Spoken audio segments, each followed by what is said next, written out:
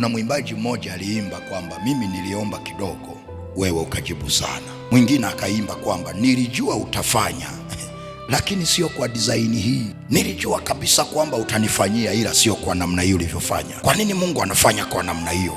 Kwa nini Mungu anakuvusha namna hiyo? Kwa nini Mungu anakutetea namna hiyo?